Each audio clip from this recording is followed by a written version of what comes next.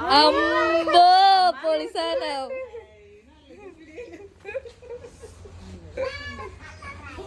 Hello, പിന്നെ ഞാൻ ഡ്രസ്സിന് ഒരു കളർ മുക്കുന്ന ഏർപ്പാടായിട്ടോ വന്നേക്കുന്നത്. ഇതെൻ്റെ അമ്മയുടെ പഴയ ഒരു സെറ്റ് സാരിയാണ്. ഇതിൽ ഓൾറെഡി ഞാനൊരു പരീക്ഷണം നടത്തി അത് കൊളാക്കി വെച്ചേക്കുന്നതാണ്. അപ്പോൾ നമുക്കത് കൊടുക്കാൻ പറ്റില്ല. അപ്പോൾ ഇതൊന്ന് കളർ മാറ്റാമെന്ന് വിചാരിച്ചു. അതിനായിട്ട് ഇങ്ങനെ പ്ലീറ്റ് എടുക്കണം കേട്ടോ. ഞാനൊരു വീഡിയോയിൽ കണ്ടതാണ് ഇങ്ങനെ കാർഡ് വെച്ചിട്ട് നല്ല വൃത്തിക്ക് ഇങ്ങനെ പ്ലീറ്റ് എടുക്കുക എന്നുള്ളത്. പക്ഷേ എനിക്കത് സക്സസ് ആയില്ല. പക്ഷെ അത് നമ്മൾ ഈ മുന്താണിയൊക്കെ എടുക്കുകയാണെങ്കിൽ ശരിയാവട്ടെ. നമ്മൾ ഒരു സാരി ഫുള്ള് ഇങ്ങനെ ആക്കുമ്പോൾ കുറേ ടൈം എടുക്കും. അത് കറക്റ്റായിട്ട് വരുന്നുണ്ടായിരുന്നില്ല. ഇങ്ങനെ ചുമ്മാ കാർഡ് ഇങ്ങനെ വെച്ചിട്ട് ഇങ്ങനെ ആക്കുക വേണ്ടോ. പിന്നെ അത് ഞാനത് മാറ്റിയിട്ട് പിന്നെ സാധാ നമ്മളിങ്ങനെ ഞൊറി എടുക്കില്ല, ഞൊറി എടുക്കുന്ന പോലെ ഇങ്ങനെ എടുക്കുന്നുണ്ട് കേട്ടോ. അതിപ്പോൾ വീതി കുറച്ചെടുക്കുകയാണെങ്കിൽ അത്രയും നല്ലത്. ഞാനിപ്പോൾ ഈ ഒരു വീതിയിലാണ് എടുത്തത്. കാരണം എനിക്ക് കുറേ ആക്കിയപ്പോഴേക്കും മതിയായി. അപ്പം പിന്നെ ഞാൻ ഈ ഒരു അളവിലാണ് ഇങ്ങനെ നമ്മൾ പ്ലേറ്റ് ഇങ്ങനെ ഞൊറിവെടുക്കണ പോലെ അല്ല, അതായത് ആ സാരി ഫുള്ള് അങ്ങനെ എടുക്കണം. അപ്പോൾ കുറേ ടൈം എടുക്കും, ക്ഷമയോട് കൂടി ചെയ്യണം. പിന്നെ ഞാനിതാണ്ട് ഇങ്ങനെയാണ് വരിക കാരണം അങ്ങനെ പ്ലേറ്റ് എടുക്കുമ്പോൾ ഫുള്ളായിട്ട് പ്ലേറ്റ് എടുക്കുക. പിന്നെ ഞാൻ ഈ വീഡിയോയിൽ കാണുന്ന പോലെ മടക്കുക. ഇത് വേണം ചുരുട്ടൊക്കെ ചെയ്യാം, പക്ഷെ ഞാനൊരു പാറ്റേൺ ഉദ്ദേശിച്ച രീതിയിൽ വരണമെങ്കിൽ ഇങ്ങനെ മടക്കുക കേട്ടോ ചെയ്തത്. ഇങ്ങനെ ഓപ്പോസിറ്റ് ഫോൾഡ് ചെയ്ത് എടുത്തിട്ടുണ്ട്. പിന്നെ നമ്മൾ നല്ല ഒരു കയർ വെച്ചിട്ട് നമ്മളത് കെട്ടണം കേട്ടോ. ഞാൻ നമ്മൾ ഈ തുണിയുടെ തന്നെ വെട്ട് പീസ് ഇങ്ങനെ കീറിയിട്ടാണ് കെട്ടിയിട്ടുണ്ടായിരുന്നത്. അത് ഇങ്ങനെയാണ് വരിക. അത് നമ്മൾ കറക്റ്റായിട്ട് മടക്കി വെച്ചിട്ട് നല്ല ടൈറ്റ് കെട്ടണം. നല്ല ടൈറ്റ് കെട്ടിയാലാണ് അത് കറക്റ്റ് അവിടെ ഡിസൈൻ വരുള്ളൂ. അപ്പം ഞാൻ തുണി തന്നെ നമ്മൾ വെട്ട് പീസ് ഉണ്ടല്ലോ അത് വെച്ചിട്ട് തന്നെ കിട്ടണം. അപ്പോൾ തുണിയാകുമ്പോൾ നല്ല മുറുക്കത്തിൽ കെട്ടിയിരിക്കും. അപ്പോൾ അങ്ങനെ ഒരു നല്ല ടൈറ്റിൽ കെട്ടണം കേട്ടോ. അപ്പോൾ ടൈറ്റ് കുറവാണെങ്കിൽ നമ്മൾ കെട്ടുന്ന ഭാഗത്തേക്കൊക്കെ ആ കളറ് കയറും. അപ്പോൾ പിന്നെ നമ്മൾ ഉദ്ദേശിച്ച ഡിസൈൻ വരില്ല.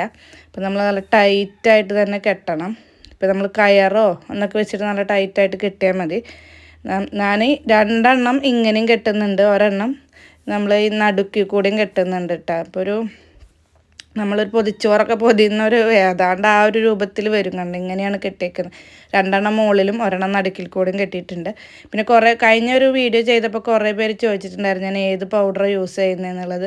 ഞാൻ ഈ ഒരു പൗഡറായിട്ട് യൂസ് ചെയ്യുന്നത് ഞങ്ങളടുത്തുള്ള ഒരു കടയിൽ നിന്ന് മേടിക്കുന്നതാണ്, ചക്കാല എന്ന് പറഞ്ഞിട്ടുള്ളൊരു ചെറിയ കടയിൽ നിന്ന്.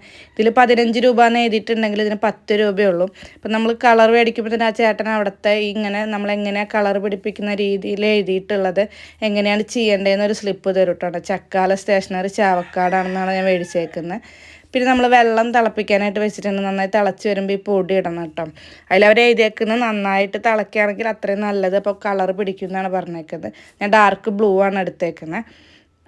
അപ്പം നല്ലവണ്ണം അത് തിളച്ചതിന് ശേഷം അതിലോട്ട് ഒരു പിടി കല്ലുപ്പും കുറച്ച് വിനാഗിരി ഒഴിക്കണം കേട്ടോ. അപ്പോൾ ഇത് കട്ടയില്ലാതിരിക്കാനായിട്ട് നല്ല പോലെ നമ്മൾ ഇളക്കണം. കാരണം കട്ടയായിട്ട് പിടിച്ച് കഴിഞ്ഞാൽ അത് അവിടെ ഇവിടെയും നമ്മൾ മുക്കുന്ന തുണിയിൽ പിടിക്കുക. അപ്പോൾ അതൊരു വൃത്തി ഉണ്ടാവില്ല. നല്ലപോലെ ഇളക്കണം. ഇളക്കിയിട്ട് ആ കട്ടകളൊക്കെ ഉടഞ്ഞിട്ടുണ്ടോ എന്ന് നമ്മൾ നന്നായി നോക്കണം. അപ്പോൾ അവർ പറഞ്ഞേക്കുന്ന നല്ലപോലെ തിളപ്പിക്കണം, അതുപോലെ നല്ലപോലെ തിളപ്പിക്കും വേണം. അതുപോലെ തന്നെ നമ്മൾ എത്ര കളർ വേണോ അതിനനുസരിച്ച് പൊടി ഇടണം കേട്ടോ. നല്ല കളർ വേണമെങ്കിൽ അതിനനുസരിച്ച് പൊടി ഇടണം എന്നാണ് പറഞ്ഞേക്കുന്നത്. പിന്നെ ഞാനതൊരു ബക്കറ്റിലേക്ക് മാറ്റിയിട്ടുണ്ട്, കാരണം ആ പാത്രത്തെ മുക്കി വയ്ക്കാൻ പറ്റാത്തതുകൊണ്ട്. പിന്നെ മുക്കി വയ്ക്കുന്നതിന് മുമ്പ് ഞാൻ ആ തുണി ഒന്ന് ജസ്റ്റ് ഒന്ന് നനച്ചിട്ടുണ്ട് കേട്ടോ. നനച്ചിട്ട് ഇടുകയാണെങ്കിൽ പെട്ടെന്ന് തുണി കളർ പിടിക്കും. ഇത് ഞാൻ മുക്കി വെച്ചിട്ട് ഒരു അരമണിക്കൂർ, മാക്സിമം 15 മിനിറ്റ് എഴുതിയൊക്കെ ഞാൻ ഒരു അരമണിക്കൂറൊക്കെ വെച്ചിട്ടുണ്ടായിരുന്നു. അതിന് ശേഷം അത് ഞാൻ പിഴിഞ്ഞിട്ട് നല്ല വെള്ളത്തിലും കൂടെ കഴുകിയെടുത്തിട്ടുണ്ട് കേട്ടോ. അപ്പോഴായിരിക്കും അതിൻ്റെ കളർ ഒന്നും കൂടെ ജസ്റ്റ് അതിൽ പോകാനുണ്ടെങ്കിൽ എല്ലാം പോയിട്ട് കറക്റ്റ് വരും. ഞാനൊരു നല്ല വെള്ളത്തിലും കൂടെ പിഴിഞ്ഞെടുത്തതിന് ശേഷം അത് നിങ്ങൾക്ക് നിവർത്തി കാണിച്ചു തരാം കേട്ടോ. എങ്ങനെയാണ് ഞാൻ ആദ്യം ഫ്ലോപ്പാവുമെന്നൊക്കെ വിചാരിച്ചിട്ടുണ്ടായിരുന്നു ആ കെട്ടൊക്കെ അഴിച്ചപ്പോൾ. പിന്നെ അതിൻ്റെ റിസൾട്ട് കണ്ടിട്ട് എനിക്ക് ഒരുപാട് ഇഷ്ടമായി കേട്ടോ.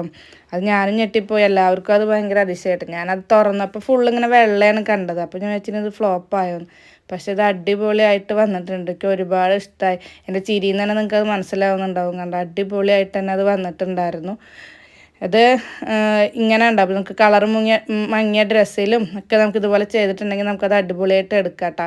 ഇതിപ്പോൾ ഞാൻ സാരിയായിട്ട് തന്നെ യൂസ് ചെയ്യാൻ വേണ്ടിയിട്ടായിരുന്നു. കണ്ടു, ഇൻഡിഗോ സാരി എനിക്കില്ല. പിന്നെ കുറച്ച് ഫോട്ടോഷൂട്ട് എടുത്തിട്ടുണ്ട്. ഇതാണ് കേട്ടോ ഞാനത് ഉടുത്തിട്ടുള്ള ഫൈനൽ ലുക്ക്. ഞാനതിന് മാച്ചായിട്ട് ഒരു ബ്ലൗസൊക്കെ ഇട്ടിട്ടുണ്ട്, മേമയുടെ ബ്ലൗസാണ് കേട്ടോ. അപ്പോൾ കറക്റ്റ് മാച്ച് അല്ലെങ്കിലും കുഴപ്പമില്ല. പിന്നെ കുറച്ച് ഫോട്ടോസൊക്കെ എടുത്തിട്ടുണ്ട്.